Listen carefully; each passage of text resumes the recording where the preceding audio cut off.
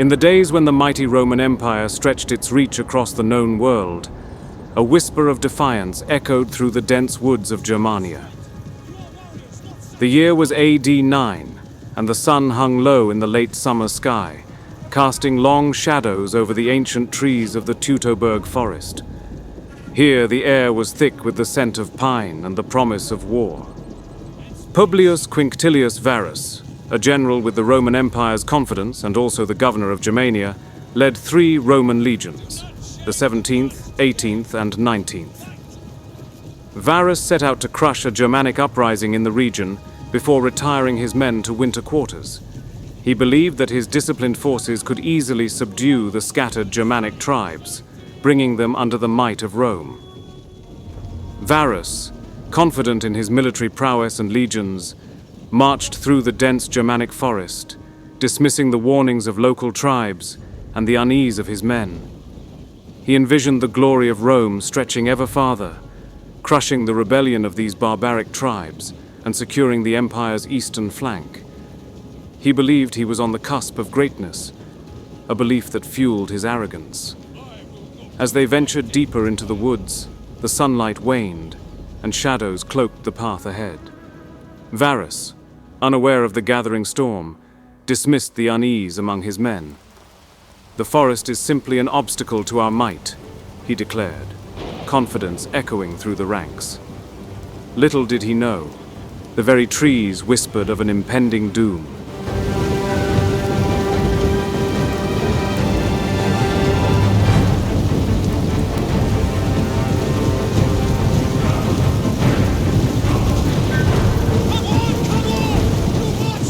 In the heart of the forest, Arminius, a nobleman of the Cherusci tribe, stood among his kin. "Steady your aim! Wait for it!" Once a soldier in the Roman legions, he had learned their strategies and weaknesses.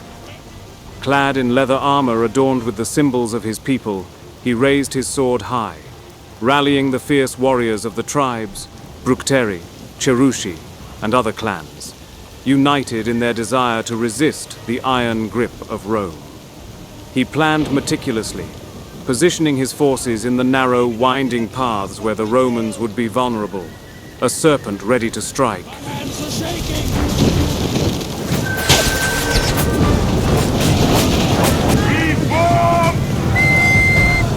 The Romans, caught off guard, struggled to form ranks. Arrows and other projectiles rained down like deadly rain. Single formation!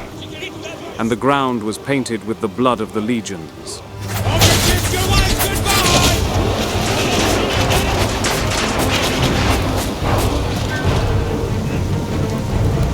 Varus and his Roman officers rode vigorously up and down their ranks, attempting to reorganize their legions into a cohesive defensive formation.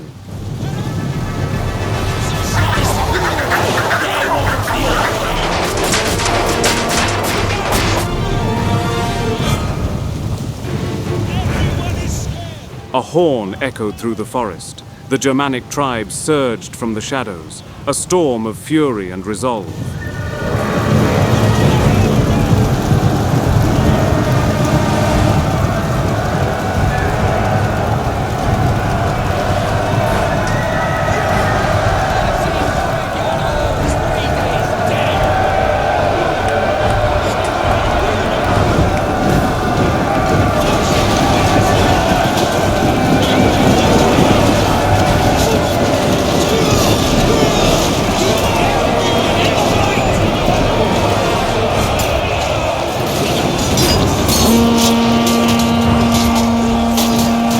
"Hold the line!" Varus commanded, but the cries of men and the clash of weapons drowned out his voice. The Romans, disciplined but unprepared for the ferocity of the ambush, found themselves fighting tooth and nail for survival.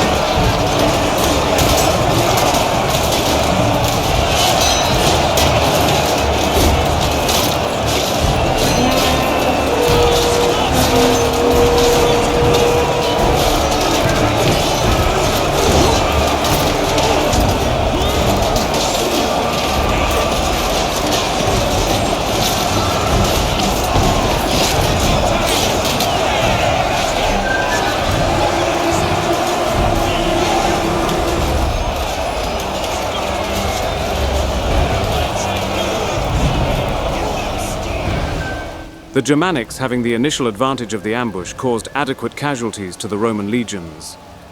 As soon as the legions were able to regain their cohesion, the barbarians pulled back into the woods, having successfully completed their mission of weighing down the Romans with dead and wounded.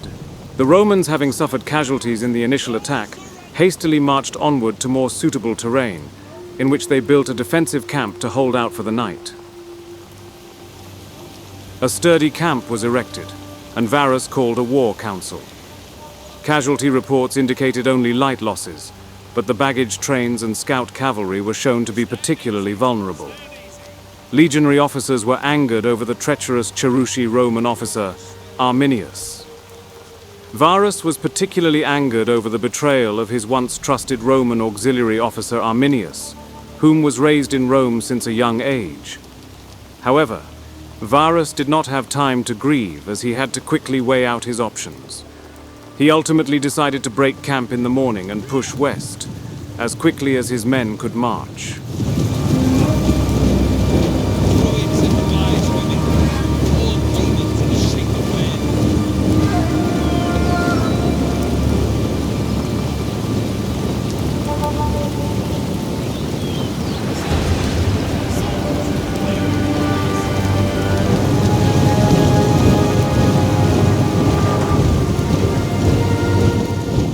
Varus and his men were once again walking straight into another ambush. Arminius and many of the Germanic tribes were stalking and awaiting patiently as the Romans continued to press on, fearful of an attack at any moment. This, however, was a much larger force of Germanics compared to the first ambush, and with more and more warriors from different tribes pouring in to surround the Romans' position, the situation for Varus began to worsen. At dawn, the forest came alive with a chorus of war cries. The tribes emerged from the shadows, fierce and wild, their faces painted with the colors of their clans. Arminius led the charge.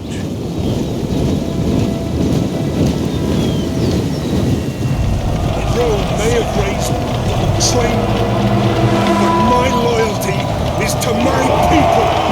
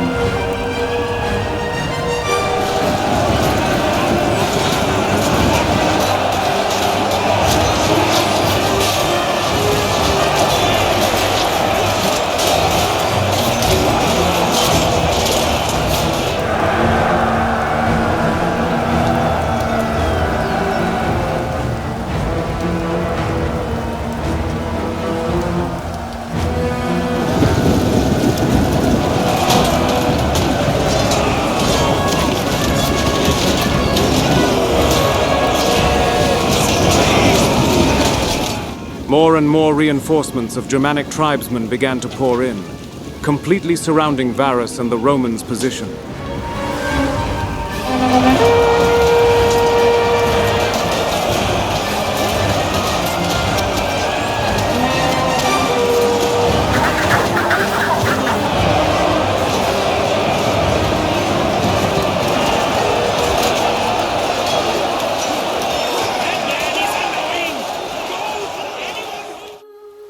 At this patch of land known as Kalkriese Hill, the Germanic warriors stormed the field and slaughtered the disintegrating Roman forces.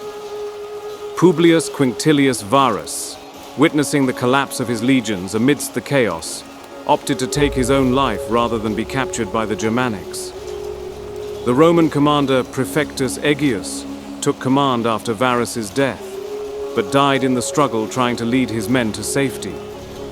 It was a complete victory for Arminius and the Germanics. Roman casualties were estimated at 15 to 20,000 dead, and many of the Roman officers were said to have followed their general and taken their own lives by falling on their swords, as opposed to being taken prisoner. Roman historian Tacitus wrote that any surviving officers were sacrificed by the Germanics, while others were ransomed, and some common soldiers appear to have been enslaved. After news of the defeat struck Rome, Emperor Augustus was reported to have been completely distraught. Varus! Oh! Quinctilius Varus! Give me back my legions! The battle abruptly ended the period of triumphant Roman expansion that followed the end of the civil wars 40 years earlier. In AD 14, Augustus's stepson Tiberius took effective control and prepared to reinvade Germania. The legion numbers 17, 18, and 19 were not used again by the Romans. This was in contrast to other legions that were re-established after suffering defeat.